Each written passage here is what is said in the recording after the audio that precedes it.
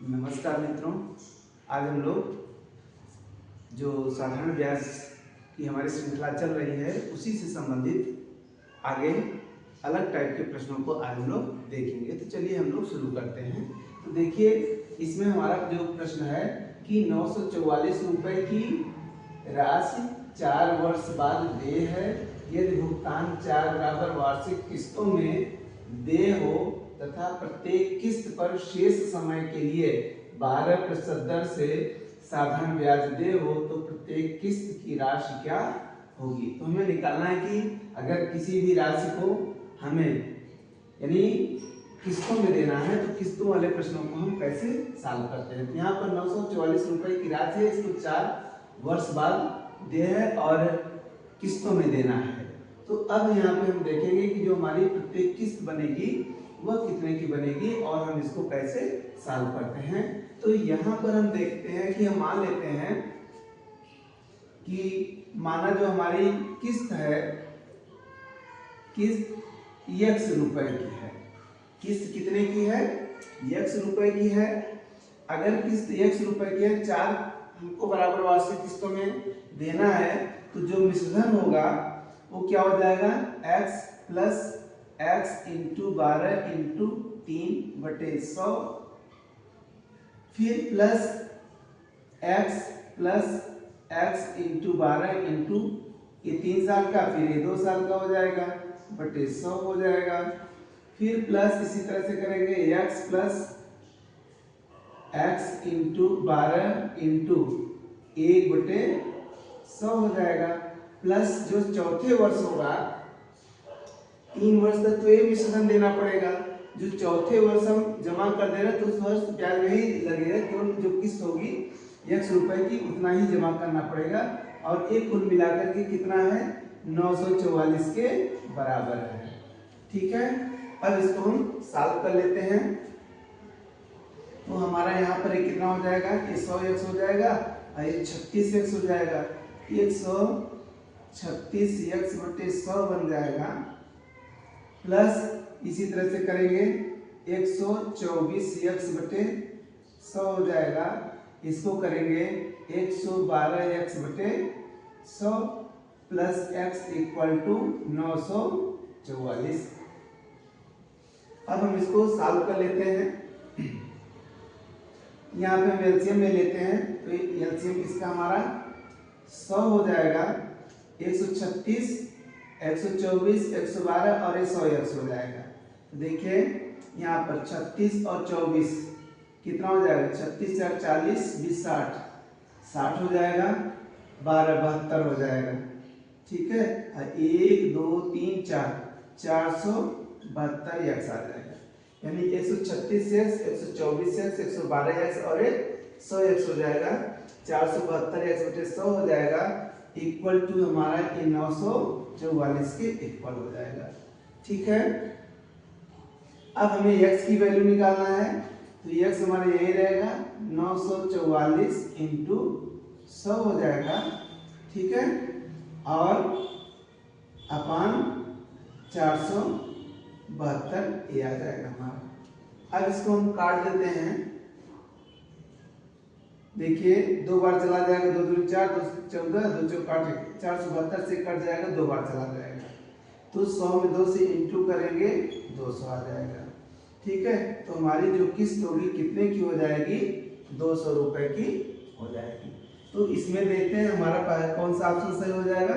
ये तीसरा वाला ऑप्शन सही हो जाएगा कि वह जो किस्त होगी कितने की होगी? 200 रुपए की हो जाएगी। तो यहाँ पे देखिए, हम फिर से देख लेते हैं, समझ लीजिए, बहुत ही आसान है। केवल हम मान लिए कि हमें x रुपए की किस्त देना है, तो इसमें इस तरह से 4 हमको किस्तों में देना है। तो इसमें 3 साल का ब्याज लगेगा, इसमें 2 साल का, फिर 1 साल का, और अंत में केवल हमें किस्त के मूल्य के बराबर ही रुपए देना पड़ेगा। तो इस तरह से ये हमारा 4 किस्त बन गया और एक कुल मिला के कितने के हैं? 944 के हैं।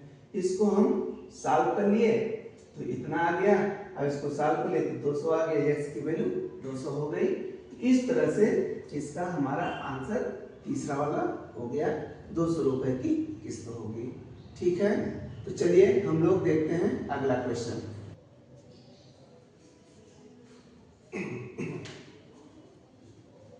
तो चलिए देखते हैं जो हमारा दूसरा क्वेश्चन है क्या है। 1500 रुपए को 2 भागों में बांटकर पहले भाग को 6% वार्षिक दर पर 4 वर्षों के लिए तथा दूसरे भाग को 5% वार्षिक दर पर 3 वर्षों के लिए ऋण दिया जाता है। यदि दोनों राशियों पर प्राप्त साधारण ब्याजों में 16:15 का अनुपात हो तो पहले भाग की राशि क्या होगी। तो इस तरह से प्रश्न पूछे जाते हैं। इन प्रश्नों को हम देखेंगे कि कैसे सॉल्व करते हैं। तो चलिए देखिए 1500 रुपए को 2 भागों में बांट करके पहले भाग को 6% वार्षिक दर पर और दूसरे भाग को 4%। तो हम मान लेते हैं कि इसमें जो हमारा पहला भाग है, पहला भाग हमारा x रुपया है और दूसरा भाग हम इसको y रुपए मान लेते हैं। पहले भाग को x रुपए और दूसरे भाग को हम y रुपए। तो अब यहाँ पर हम इसका साधारण ब्याज निकालते हैं। पहले का साधारण ब्याज क्या हो जाएगा, मूलधन गुणित दर, दर कितना है अक्षर, गुणित समय 4 वर्षों के लिए दिया जा रहा है बटे 100, ठीक है। और दूसरे भाग का साधारण ब्याज कितना हो जाएगा, y इंटू दर कितना है 5%, समय कितना है 3/100।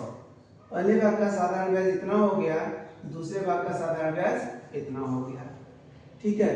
कहा जा रहा है यदि दोनों राशियों प्राप्त साधारण ब्याजों में 16:15 का अनुपात है, यानी इन दोनों में जो रेशियो है वह 16:15 का है। तो यहाँ पर हम इसको कर सकते हैं कि ये हमारा 24x/100 हो जाएगा।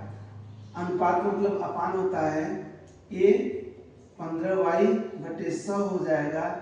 ये हमारा किसके इक्वल हो जाएगा, 16:15 के, यानी 16/15 के इक्वल हो जाएगा।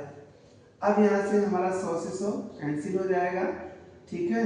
अब ये हमारा ऊपर क्या बचा, 24x/15y इक्वल टू 16/15, ठीक है। अब हमें x और y का अनुपात निकालना है। तो x y को हम यही रहने देते हैं, 15 हमारा ऊपर चला जाए, 24 नीचे चला आएगा। तो ये हमारा हो जाएगा, यहाँ पे हम सॉल्व कर लेते हैं। तो यहाँ पे सॉल्व करेंगे, x/y इक्वल टू हो जाएगा 16/15 तो है ही, अब ये 15 ऊपर चला जाएगा, इंटू हो जाएगा, 24 इधर चला आएगा, ये नीचे जाएगा, 15 से 15 कट जाएगा, 8 दूनी 16, 8 3 24, यानी x/y की वैल्यू आ गई 2/3, यानी x अनुपात y हमारा आ गया 2:3। अब इसमें हमको पहले भाग की राशि ज्ञात करना है।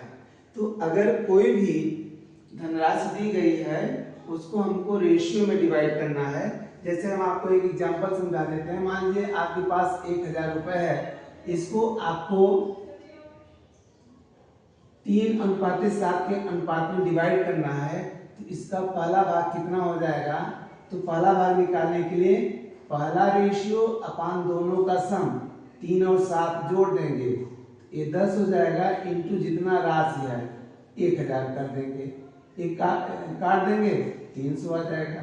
इसी तरह से हमको अगर दूसरा भाग निकालना होगा तो दूसरा रेशियो अपान दोनों का सम 10 आ जाएगा, इंटू 1000 कर देंगे, ये हमारा 700 आ जाएगा, ठीक है। इसी तरह से हमें इसको भी 1500 को 2:3 के अनुपात में डिवाइड करके जो पहला वाला भाग होगा वो आपको बताना है। तो पहला वाला भाग हमारा है x है, तो x की वैल्यू हम निकालेंगे तो 2 बटे दोनों का सम कितना हो जाएगा, 5 हो जाएगा, और इंटू टोटल धनराशि कितना है 1500 है। तो यहाँ पे हम 1500 काट देंगे 3 दूनी 600, ठीक है। तो पहला भाग हमारा 600 आ जाएगा। इसमें आपसे दूसरा भाग भी पूछ सकता है, तो अगर दूसरा भाग हमको निकालना होगा, आंसर हमारा यही हो गया 600। लेकिन अगर क्वेश्चन बदल दे कि इसका दूसरा भाग क्या होगा, तो दूसरा भाग निकालने के लिए हम दूसरा अनुपात करेंगे और नीचे दोनों का सम इंटू टोटल धनराशि 1500, 5 से काट देंगे 300 हो जाएगा, 3 त्रिका 900। तो दूसरा भाग हमारा क्या हो जाएगा, 900 हो जाएगा। तो यहाँ पर हमारा आंसर क्या हो जाएगा, पहला भाग पूछ रहा है तो पहला भाग 600 है, तो हमारा पहला आंसर, पहले भाग का आंसर 600 हो जाएगा। इसका उत्तर 600 हो गया।